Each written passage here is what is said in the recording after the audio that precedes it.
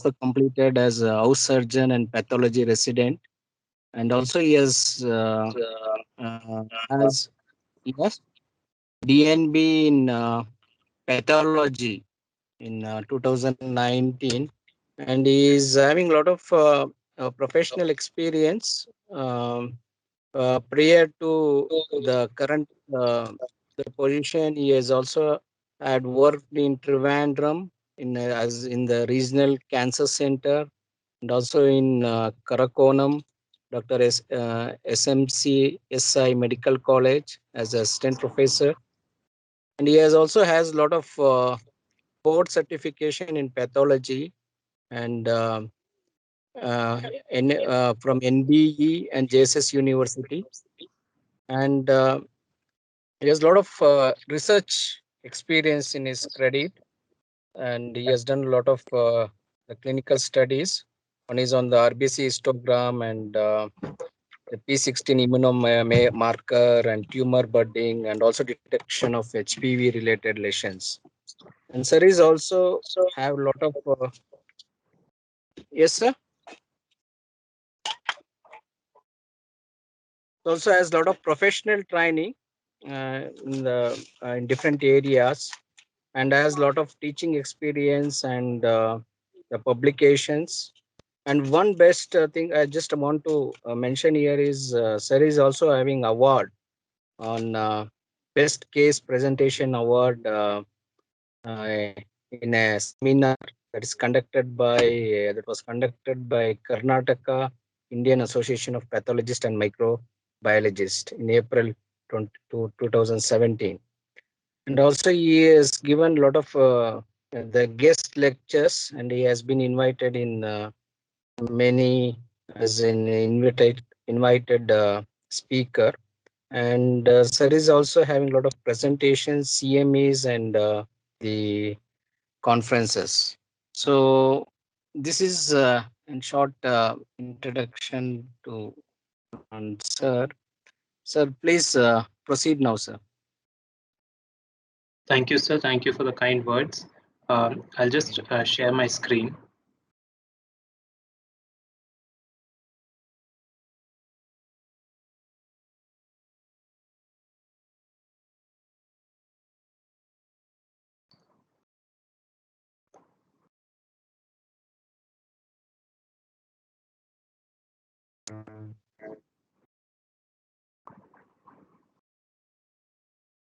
Can you see my screen? Is it in full view? Yes, sir. Yes, sir. Okay, thank you. Without any further ado, we'll go ahead with the topic. So today what I'm going to present is basically pathology and therapeutics. Conventionally, pathology is basically used for what do you say, more of diagnostic purpose, and in the recent years we have a lot of prognostic also. But with an advent of personalized medicine, the field has actually entered into the field of therapeutics, where we can guide the clinicians as to what therapy they can actually use for the patient's management. Now, just for a brief recap, what is pathology? Now, pathology is basically with regards to, if I was to be very in layman terms, it basically deals with why a disease occurs and who it occurs and how and what. So it's concerned with the mechanisms of the disease process and what the disease is and how it does. It can also helps us to understand the development or progression of the disease process. It also gives the pathophysiology of disease, which relates its effects to the duration and normal physiological functions. So whenever I see a sample, whether it regards to a biopsy or a cytology, or if it's regards to even hematology, for me the questions always arise at why does it happen? Okay, and which epidemic population is it confined to, and how can we trace it, and what is the reason behind this particular etiology? And we go ahead with that, and whether it helps us in the diagnosis also, and also it helps us to understand what the disease process is all about. Now we have various divisions within this particular subject. We have a clinical pathology, chemical pathology, hematology, transfusion, immunopathology, and various other subspecialties. I particularly deal with histopathology, cyto, and I dab a little bit in molecular pathology also. The other fields are not something that I constantly practice, but I have adequate amount of training in them. Now, in a general way, the patient gets admitted within and he gets registered, and the clinician meets with the particular patient. Now, whatever the lesion may be, whether it is related to the blood or the systemic, or it can be infectious, or it can be even malignancy, the the particular clinician decides on what he or she wants to do with the patient. So he may fill up certain things, and he may take up a cytology sample, he may take up a histopathology sample, whatever there is required, and they may even do the necessary imaging for radiological images, which we actually constantly use to actually understand what is happening in a broader spectrum. Now, and this is what receives in our lab. Now, once it comes to a lab, we undergo something, we gross the particular specimen. Whether it is a specimen or a cytology, the process is all the same. Even hematology, the same, almost the same process, with the machines just being different, that's all. So here, since I'm myself, I'm actually focused on histopathology, I will give you a brief overview for the students who are attending for the workflow with relation to all the workflow that happens in our lab actually. So initially, we gross the specimen, whatever the organ that comes to us, whether it be the liver, whether it be a pancreas, whatever it is. It can be even an amputation specimen. We will gross it, we will tag it, we will label it, we will see what it is the necessary things, why did the surgeon send it to us, or why did the physician send it to us, and we will see what are the parameters that they require us to look at, and if or necessary, if any additional testing is to be done on the sample that we have received. Now, the additional testing that can be done in the lab is something that I will touch upon later on, and then we process it. Now, the reason why we process it because a fresh sample is very difficult for us to visualize. We don't know what. So the idea is that I want to know at a microscopic level what the cells are doing. I want to know whether the microscopic level the cells are showing malignant transformation or not, or if it is something else, if it's an immune related disease, and or if it is some other infectious thing. So I have to classify it and give it to the clinician so he or she may start the necessary therapy. Then it goes to the embedding center where we actually put it in a paraffin wax. Now the reason for that is that so we can cut it and we can put it on a slide. As you can see here, we sectioned using a microtome, which some of you may be familiar with, and we actually go ahead and stain it. The most commonest stain being the HND stain, that is hematoxin eosin stain. We have a various amount of different stains that we can actually use for this particular purpose. And then we go ahead and do the assembly and we view it. Now, this is where I come into play, or these two steps in the last two steps. Is my cursor visible on the screen?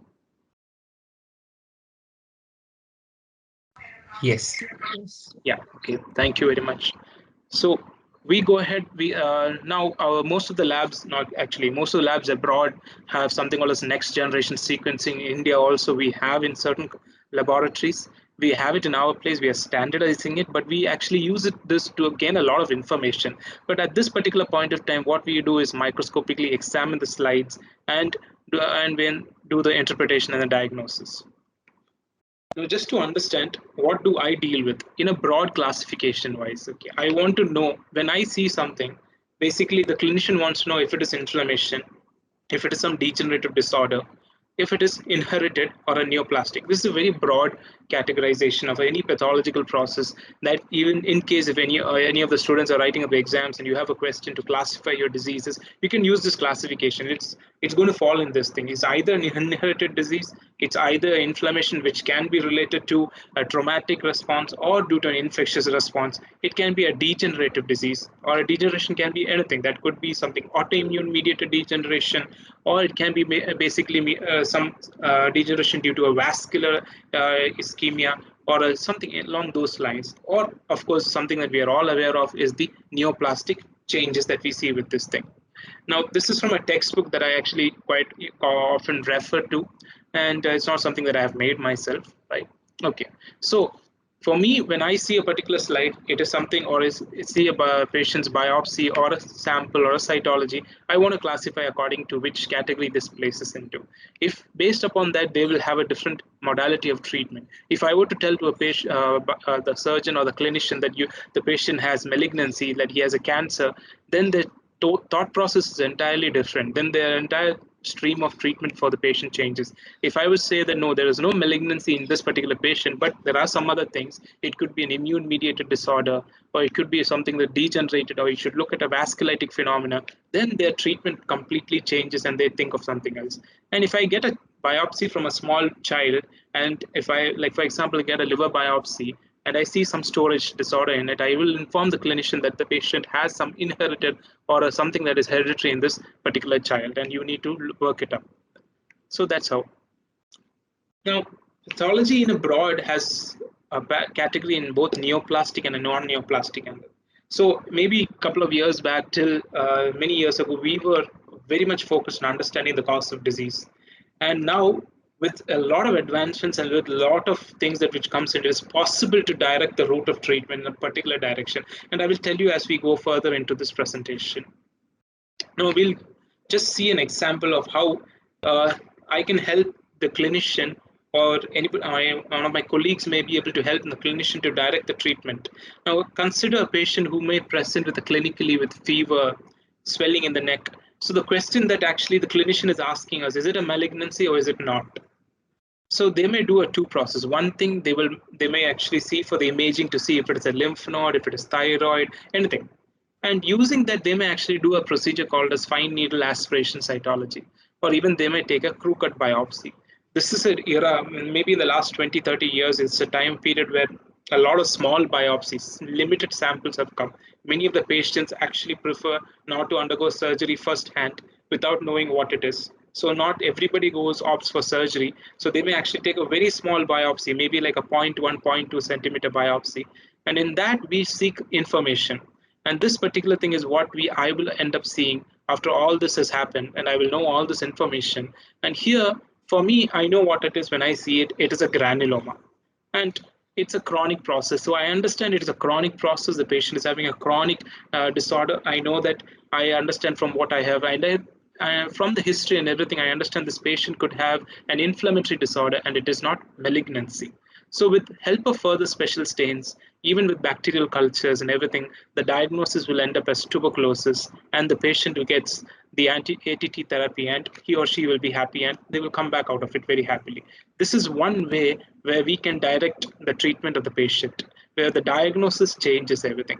Let us take the same example, same question, but the cytology sample will show malignancy. This is a malignancy. For me, it is squamous cell carcinoma. So the problem now for the clinician, is it a primary carcinoma? Is it a metastatic? And all these questions start coming up. And there is where basically we play a lot of role, where we target these particular cells with certain antigens and antibodies to see where it is coming from. Is it coming from the head and neck region? Is it coming from the lung? Is it coming from somewhere in the lower GI tract or anything? We also try to classify whether it is a lymphoma or a sarcoma or a melanoma, because all this have different treatment plan for the medical oncologist. So based upon this, they will actually change their scenario. This one word, this one saying that it is neoplastic or it is malignancy, it is not inflammatory, will change the entire paradigm of the treatment for the clinician. So one of the things that changed that entry of pathology into the therapeutics was basically the concept of personalized medicine, which came into a very recent year. So in this diagram that you can see over here, the patient's test sample that we receive, it can be anything. It can be a fluid, like blood, urine, CSF, or saliva, which we all see. It can be even a cytology sample, or it can be a biopsy sample. So all this comes to it, and we will be able to identify whether there is a tumor cell, and we can do the necessary genomic, we can see the whatever genetic mutations are there. And based upon the immunohistochemistry, we can guide the surgeon's hand. How far can you remove the lesion? How far should you not remove the lesion? What you should not do? And based upon that, we can do certain immunohistochemistry markers, which can do a targeted therapy. And this will help in helping do a personalized or targeted therapies, which I will tell you in a few examples of certain tumors which we have targeted therapies and which are being used consistently in the treatment of patients. Now, with the concept of that is something that is called as a companion diagnostics test. Now, this is something that which is being introduced into the laboratory by various pharmaceutical companies which are testing certain drugs. So this is basically a diagnostic platform, as in it's an in vitro diagnostic device or an imaging tool. So that provides an information. We require that information, that we give the information to the clinician so that the clinician can make a safe and effective decision based upon the therapeutic product. So it is like the test is required, and in order to determine the eligibility for a specific treatment. So this concept of precision medicine is accompanied by various companion diagnostic tests that have become very FDA approved, and we have been using it in a targeted treatment purposes. In a weekly basis, we end up doing a lot of this companion diagnostic tests in our labs to help the patient clinician guide their treatment. Now we'll take an example of a breast carcinoma here, because this is one of the most commonest ones and one of the most commonest adjuvant therapy that is available right there. So in a patient who is diagnosed with breast carcinoma, they have an option of surgery, right? So on the left hand side, you can see they have an option of a neoadjuvant chemotherapy. So they have an option of neoadjuvant chemotherapy with a targeted therapy or a hormonal therapy. Here we play a very important role, as in we can actually determine whether the patient may or may not receive the hormone therapy, may or may not receive the neoadjuvant therapy. In case we give a report saying that the patient will not benefit from a neoadjuvant therapy, they go ahead with the surgery. And after surgery, again, we will go back to the same question. Can we do an adjuvant chemotherapy, or can the patient be benefited from an adjuvant hormone therapy or an adjuvant targeted therapy? Now, I'll go ahead and I'll give you another example. Now, imagine if this one particular patient has this tumor within the one particular, in one side of the breast. They did an ultrasound guided biopsy. So this is the biopsy that I end up seeing in my lab. And I understand that this is, from the morphology, I understand that this is malignancy and this is an invasive ductal carcinoma. So the next question that the clinician poses to us is that, is this particular patient, will this particular patient be eligible for a hormone therapy? In order for me to answer that question, I will end up having to do 3 markers or 3 immunohistochemistry markers. So one of the markers is an estrogen receptor, another one is a progesterone receptor, another one is the Herceptin, which is not a hormone receptor, but it's a growth factor antigen. Now, Herceptin can also be done, but this one particular image that you're seeing is nothing but fluorescent in situ hybridization, and which we use in our lab to see if the Herceptin has been amplified, HER2 gene is being amplified or not. Now, if the HER2 gene is amplified, the patient benefits from a one particular type of therapy, and if the ERPR is amplified, the patient benefits from the therapy. If this is not, if the patient is not going to get that particular treatment. We will see why I'm telling this.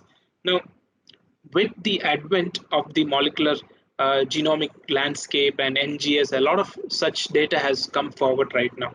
Now, as you can see that this is a classification scheme. Okay, we can just go back down here and see the surrogate marker over here. This is what will guide the treatment of the patient. Imagine if the patient is having an estrogen receptor which is very strongly positive, but the HER2 is negative. And the same patient also having estrogen receptors positive with a very high proliferation marker, this patient will benefit a lot from hormone therapy. On the other hand, if the patient is Herceptin positive, this target, then the patient has a very HER2 positive, if the patient is HER2 positive, may or may not be positive for ERPR, but the patient actually has a benefit of receiving a drug called as Herceptin, which is a targeted therapy against the HER2 antigen. Now, the HER2 is a growth factor. So by doing this, you are inhibiting the growth of the particular tumor cells, right? Now, if the patient is actually negative for all 3, we end up doing something as EGFR antigen, and this is a very bad thing. And as of now, this is it's a group of tumors that we are currently investigating and seeing what the patient will benefit from. It can be a broad spectrum chemotherapy agents, or it can be some radiation-induced change, radiotherapy, anything. But this is where actually a lot of research is happening at this particular point of time. Now, by doing the surrogate markers, we also give that how much we also give an idea to the clinician whether the patient will respond from the chemotherapy or not. For example, if the patient is having a very good ERPR on the estrogen receptor and progesterone receptor positive, and HER2 is not expressed, then the response to chemotherapy will be lower. It is not, they're not going to be benefited from chemotherapy. They will be only benefited from hormone therapy. On the other hand, if the patient is actually HER2 positive, or all the other markers are very negative, then this patient is a very good response to targeted therapy and chemotherapy. By doing this simple 3 sets of antigens, we are actually giving a lot of information to the clinician, and the clinician has a very beautiful way of saying that, okay, I will do this right now. I will target my therapy accordingly, and the patient gets benefit from that. This is how pathology plays a role in the therapeutics and guiding the hand of the medical oncologist to select the drugs and with relation to what he or she should administer to the patient. Now, we will come to the concept of immunotherapy. Now, immunotherapy is also another thing that has come up very recently. It is based upon something called as immune checkpoint inhibitors. So there are certain cells in our body which actually can help in the destruction of the cancer cells or promote the growth of the cancer cells, right? So this is a very wonderful breakthrough that followed by development of predictive biomarkers. So we can actually have a certain amount of biomarkers, which if we actually test in the tumor and see if the patient is going to respond to immune therapy or not. So one of the things, two things that we do in our lab is PDL1, that is programmed death, the same thing, programmed death ligand 1, and on which we test on the tumor cells or on the immune cells. IHC is nothing but the immunohistochemistry. We can also check for the mutation burden and something called as the MSI-H. So MSI is the microsatellite instability. MSI can be done via both molecular like by doing PCR and also by immunohistochemistry. We have both the methods and both the modalities in our lab as of now. Now, these two are very useful for the oncologist. So we have other potential markers that is actually coming up into play. Now the problem with this is the PDL1 is that we require to be specifically trained, because all the tumors, like for example, if I see the head and neck tumor, the PDL1 interpretation in that is entirely different from what I will see in a breast tumor or a tumor which is arising in the urinary bladder. So in that they have different biome. This is where the companion diagnostic algorithm comes into play, where the company or the pharmaceutical company or the whatever company that is actually putting out the platform, they do a lot of study and they determine that this is the cutoff where the PDL1 can be administered for a particular drug. So the drug in question is pembrolizumab. It's a monoclonal antibody which is actually targeted against this particular thing. So if the PDL1 is expressed in the tumor cells or the immune cells, the clinician has the option of providing to the patient the option of giving them the pembrolizumab or not giving it according to his judgment based upon that. Now, this one particular table is a very small table which actually gives up, all very few, very what you say, limited snapshot of the FDA approved drugs that is available as of now. So you can see that here this is the agent, and this is nothing but the immunology markers, and this is what is the PDL1 testing is all about. And we can see that there are drugs which are actually available for this putting. So if, for example, if I was to do a PDL1, this is a threshold that I'm trying to help the clinician with, and the clinician can be determined whether in the gastric carcinoma he can actually select this drug for the treatment of the patient, or in the, for example, if it is in the ways to urinary bladder, then the drug becomes atezolizumab, and he can actually decide whether they can give the drug or not. Now, other things that we can do is already, which I have mentioned, is the HER2 testing, where I've told you that we can give the drugs. All these drugs are what is available as now, FDA approved, and they can actually be used in the treatment of the breast carcinoma. Another thing that is actually being done is the ALK testing, which is with relation to the lung carcinoma. This is where this left-hand corner is basically where we actually, depending upon the tumor, we will do the immunohistochemistry marker, or we will do the PCR testing, and we will determine and interpret the test, and we will give it to them. And the clinician gets the option of selecting in these drugs for the treatment of the patient.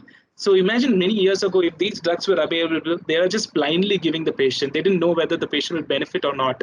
So they are added to the toxicity of the patient's chemotherapeutic agents, and the patient gets a lot of morbidity, a lot of weakness. Now the clinician has an option. They're like, okay, the tumor is not expressing this antigen. We don't have to give the drug. The patient may not benefit out of it. So that is something that is the thing. At the same time, the clinician also has the option to give the drug as a last-ditch effort. So this is how we came the paradigm shift, where not only earlier we only were focused on morphological data, now we have focused on immunological states and then the molecular. Putting all this, we give them an integrated report, which gives them to decide based upon what therapy they can choose for the neoplastic agents. At the same time, they can also decide the prognosis, the recurrence, and the relapse rate of the patient. All these things, which is something that is something called the integrated report in modern pathology. Now, you'll be very surprised. Well, I have been focused on the neoplastic part. The non-neoplastic part is also something that we actually do. Now, we all are aware that this particular season is a season of COVID where everything is happening. We actually had a small endemic within the pandemic of mucormycosis, which you have already read in the newspapers and all that stuff. Yeah. So in our lab, we actually get a lot of this nasal biopsies, and basically based upon our interpretation, whether the fungus is present or not present, whether it is invading the tissue, all the clinician is actually going to be directed with the treatment, whether they have to give an antifungal or not. So all this is also with relation to non-neoplastic. While the major therapeutic agents are basically with relation to the neoplastic agents, non-neoplastic also has some role. As a year's role, by many years from now, maybe many 5 to 6 years, not that far, we can actually expect a lot more role where various diagnostic fields will be playing a hand in role with the treatment protocol. Now, a concept that has been recently come up is something called a cellular therapy. This is something that I want to be made aware of all my fellow friends over here, that this is with regards to transfusion medicine and therapeutic, something that I'm not actually doing right now. This is some of my colleagues who are actually doing. What we do is we collect the cells from the patients in the apheresis. Apheresis is basically where the process of collecting the blood, or you can see the WBCs, we can, or the only the platelets. So we have different, we have leukapheresis, we have all those, yeah, and we have just RBC apheresis where we take only the RBC. What we do is that we process this hematopoietic cells or the stem cells, and then in either in the clinical cell or the vaccine production facility, we change certain parameters within these cells so that they function in a certain way within the body of the person, and then we transfuse them back into the patient. So one of the things that happen is basically it helps in volume reduction. It washes things. It helps in doing CD34, which is nothing but the stem cells. And also it helps in manufacturing of certain stem cells, mesenchymal cells, and a beautiful concept that is the chimeric antigen receptor T cells. Now I'll just briefly talk about what the chimeric antigen T cell is all about. This is something that has been a revolutionary thing that happened in the last maybe 4 to 5 years, and that is being constantly being used. What we do is this machine is something called as an apheresis machine. Okay, so it isolates or purifies the T cells from the blood sample. So we take the blood sample of the patient, okay, and we isolate the T cells, T lymphocytes, and from the blood sample. And we use something, CAR is not as CAR is nothing but the chimeric antigen receptor.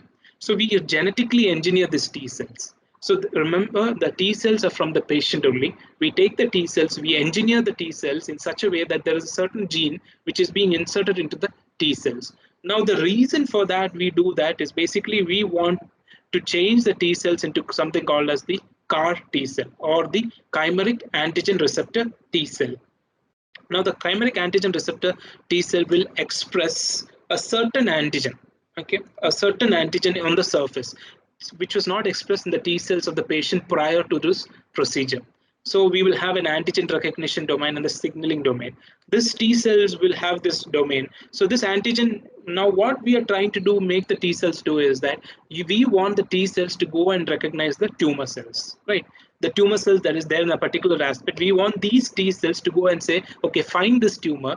This tumor will express this particular antigen. You go there and destroy the tumor. So in order to prime the T cells, we will genetically modify the T cells. We will insert the gene, so that gene will express the antigen on the surface of the T cells.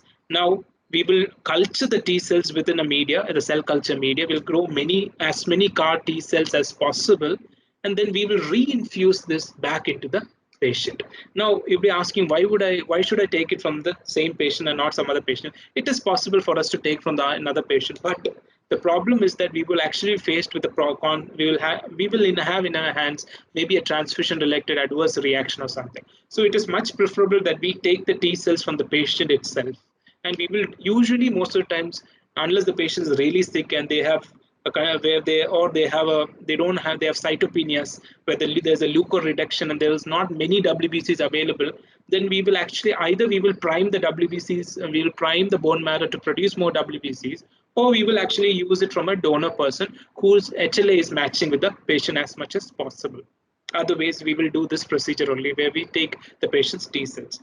Once this CAR T cells are infused into the patient, this T cells, what you can see over here, this is the modified T cells, will recognize the cancer cells and destroy the cancer cells via cytolytic mechanisms. This is a very revolutionary thing, and this is something that the FDA has approved for the treatment of many tumors as of now. But at the same time, there are a lot of adverse reactions with this particular procedure also. But this is one aspect where the pathology or transfusion medicine, a sub branch of our pathology section, also helps in isolating and helping the therapy of the particular patient. Another concept that I will actually put forward is coming, which comes up in this particular few years, where, as I have mentioned before, we are trying to move into the era where there is a limited biopsy, limited samples. We do not have many of the patients that we meet will actually say that please do not, we don't want surgery for various reasons that we do not understand sometimes. But at the same time, they would actually want to say that please help us to understand before we do. Sometimes surgery is all at all not necessary also. In this, the liquid biopsy is a conventional and revolutionary new thing that actually helps us to early screen the tumor, localize the cancer, see if the patient has metastatic cancer. What the liquid biopsy is nothing but a blood sample. Okay, it can be actually be a urine sample, it can be a CSF sample, and within the blood sample, we have identified circulating tumor cells. That means we have understood that the tumor dislodges certain cells into the blood, which goes and transfers and lodges somewhere else and cause metastasis. At the same time, the tumor can destroy itself, and the DNA of the tumor comes into the blood sample. That becomes something called as the circulating tumor DNA, right? So the circulating tumor DNA, we can, if you look at the right hand corner over here, we can amplify it using PCR or real-time PCR, or even NGS can be used. We can see for the point mutations and understand what is the genetic mechanism, and even understand that if certain mutations are present which can help the treatment of the patient, or if it is actually, yeah. We can also see if the patient can develop earlier metastasis. One of the greatest advantage of this is that we can actually check for treatment selection and monitoring the response. Like we will give a certain drug, and based upon the circulating tumor DNA circulation, we will know that if the tumor is being destroyed by the drug or not. It's basically the proportional increase of the circulating tumor DNA which is degenerated, right? At the same time, we can also check for the mechanism of resistance and if we need to add a new treatment.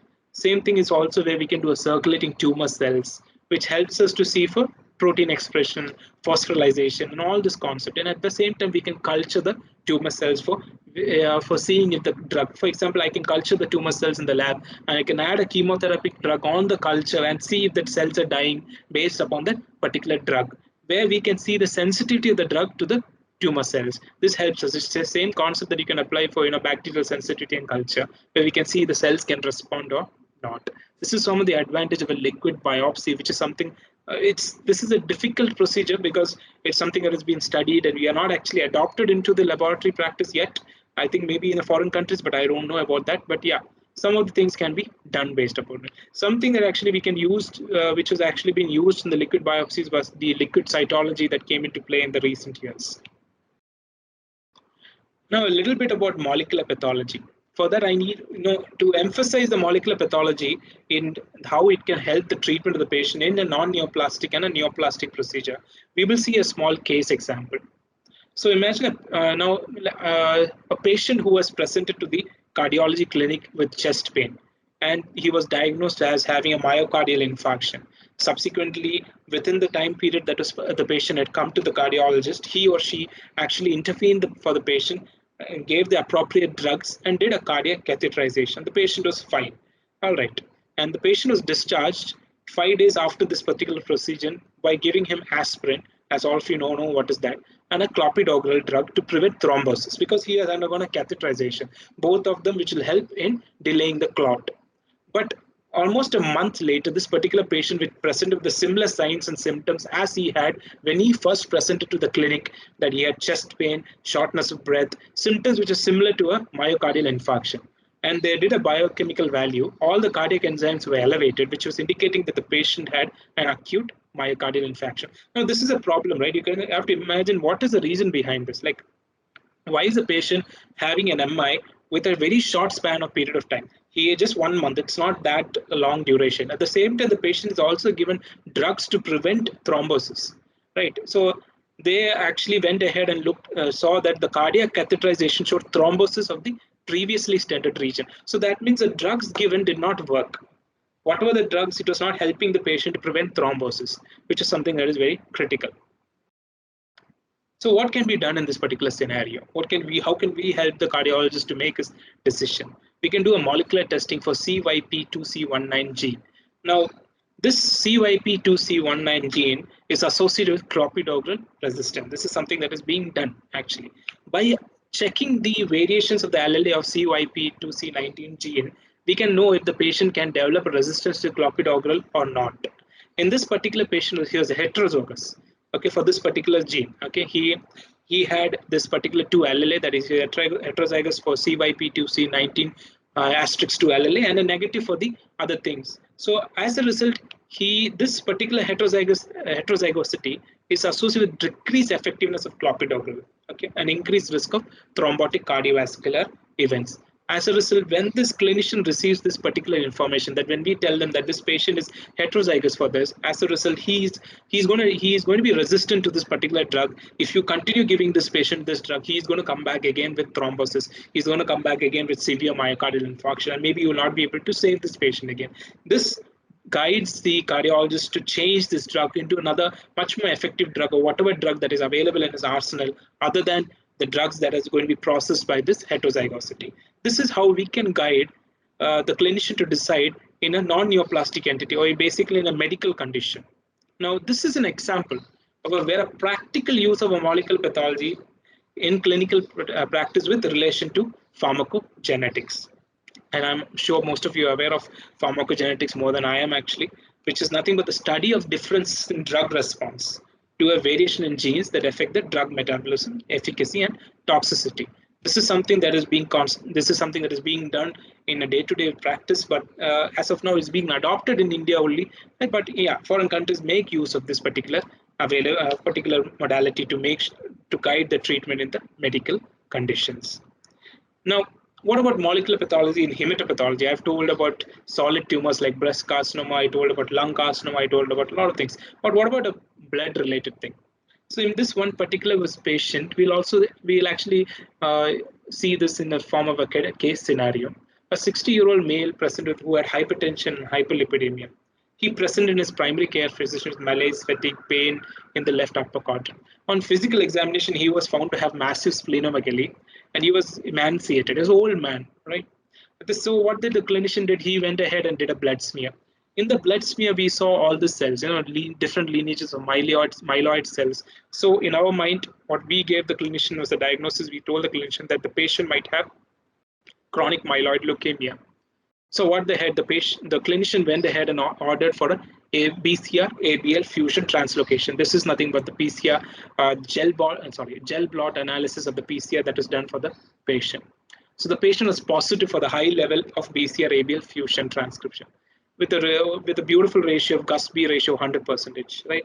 So this, together with the clinical findings, along with the findings in the peripheral smear, confirmed the diagnosis of a chronic myeloid leukemia. Now, since the patient was BCR-ABL positive, he had this translocation, and we gave the data that the transcript of this particular, the clinician, the oncologist or the hemato-oncologist started the patient on imatinib. Now, this particular patient, the imatinib drug worked beautifully, and as a result, he didn't have any issues for a couple of times, and he was behaving normally. Maybe after a couple of, around a year or two later, he came back. He had the same symptoms. We again did the peripheral smear. We found that he was having again leukemic cells within the peripheral smear. But we had an issue. Why is this patient now not responding to the drug? So we went ahead and did the PCR again for BCR-ABL. We found new mutations in the ABL translocation. As a result, we understood that because of this new mutation, the patient has become resistant to imatinib. He will no longer respond to this drug, this information was provided to the clinician, and he was changed and shifted to a new tyrosine kinase inhibitor drug. Imatinib is nothing but a tyrosine kinase inhibitor drug. So this is the way where we can guide, where, of course, what we did was nothing but a qualitative PCR where we actually, after the patient developed resistance only we tested. But it is possible in a real-time PCR or a quantitative that we can actually monitor the response of the patient by checking periodically if he is developing resistance or if he is developing new mutations or not. And by doing and checking for new mutations, we can actually titrate the drug. If the patient develops a mutation where he's going to develop an active resistance against a certain drug, we are going to say that, no, please do not use this drug anymore. Go ahead and use another drug. And we can check again if that drug is working or not. In such a way, we can actually tighter the drug that is given to the patient, the monoclonal antibodies or antigen or the specific personalized medicine. This is how the personalized medicine works in our lab actually, where we actually decide based upon the mutation, based upon the morphology, based upon the antigens present, based upon what is happening, where we say that this drug is not going to work for this particular patient. Now, I have reached towards the end of my presentation today, or the talk for today. I would like to end by talking about the translation research that is with regards to this. We have various modalities within the pathology subdivision where we help not only the patient, but also the clinician with regards to research. Now, the concept of translation research is basically using the findings that I get in the lab or my colleagues get in the lab and translating it into the clinical side and helping the clinicians decide the treatment or develop a drug for the treatment.